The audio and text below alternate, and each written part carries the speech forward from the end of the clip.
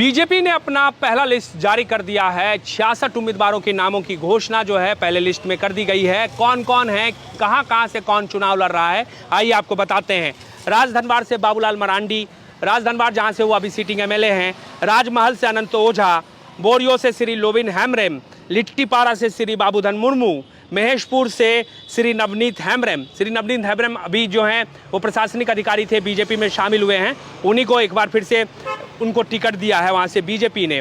शिकारीपाड़ा से परितोष सोरेन, नाला से माधव चंद्र महतो, जामताड़ा से श्रीमती सीता सोरेन, दुमका से श्री सुनील सोरेन, जामा से सुरेश मुर्मू, जरमुंडी से देवेंद्र कुमार, मधुपुर से गंगा नारायण सिंह, सारठ से श्री रणधीर कुमार सिंह, देवघर से श्री नारायण दास, पोरियाहाट से देवेंद्र नाथ सिंह, गोड्डा से श्री अमित कुमार मंडल, महगामा से श्री अशोक कुमार भगत, कोडरमा से श्रीमती नीरा देवी, बरकट्टा से अमित कुमार यादव, बरही से श्री मनोज यादव, बरका गांव से श्री रोशनलाल चौधरी, हजारीबाग से श्री प्रदीप प्रसाद, सिमरिया से श्री उज्जवल दास, बगोदर से नागेंद्र महतो, जमुआ से डॉक्टर मंजू देवी, गांडे से श्रीमती मुनिया देवी, गिरिडीह से श्री निर्भय कुमार शाहबादी, बेरमो से श्री रविंद्र पांडे, बोकारो से बिरंची नारायण, चंदन कियारी से अमर कुमार बावरी, सिंदरी से श्रीमती तारा देवी, निरसा से श्रीमती अपर्णा सेन गुप्ता, धनबाद से राज सिन्हा, झरिया से श्रीमती रागनी सिंह, बागमारा से श्री शत्रुघ्न महतो, बहरागोड़ा से डॉक्टर दिनेशानंद गोस्वामी,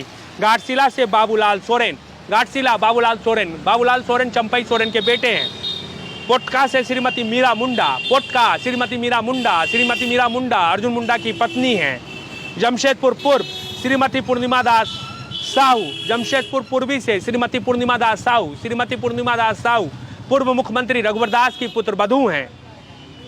सरायकेला से श्री चंपई सोरेन, चाईबासा से श्री गीता बलमुचू, मझगांव से बड़कुंवर गगड़ाई, जगन्नाथपुर से श्रीमती गीता कोड़ा, चक्रधरपुर से श्री शशिभूषण समद, खरसामा से सोनाराम बोदरा, तोरपा से कोचे मुंडा, कुटी से नीलकंठ सिंह मुंडा, खिजरी से रामकुमार पान इससे पहले खिजरी से विधायक रह चुके हैं।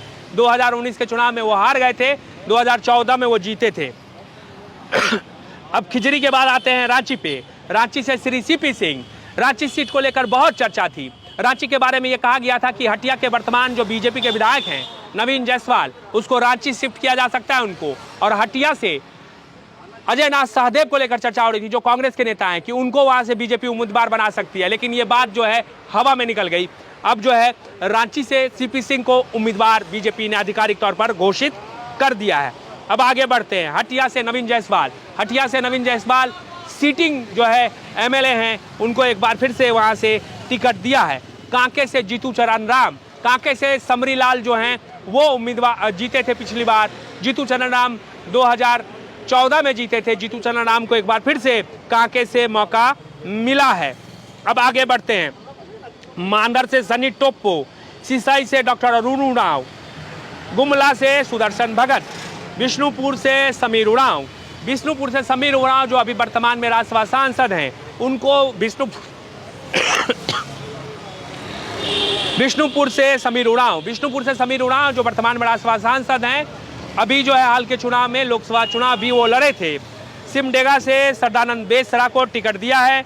कोयलाबीरा से सुजान जोजो को, मनिका से हरिकृष्ण सिंह को, लातेहार से प्रकाश राम को, पांकी से कुशवाहा शशिभूषण मेहता जो वर्तमान में वहां से बीजेपी के विधायक हैं, डाल्टनगंज से आलोक कुमार चौरसिया जो वर्तमान में वहां से बीजेपी के विधायक हैं, विश्रामपुर से श्री रामचंद्र चंद्रवंशी जो वर्तमान में वहां से विधायक हैं, एक तरह से बीजेपी के 2 टर्म से विधायक हैं। छतरपुर श्रीमती पुष्पा देवी वो भी वहां से वर्तमान में विधायक हैं।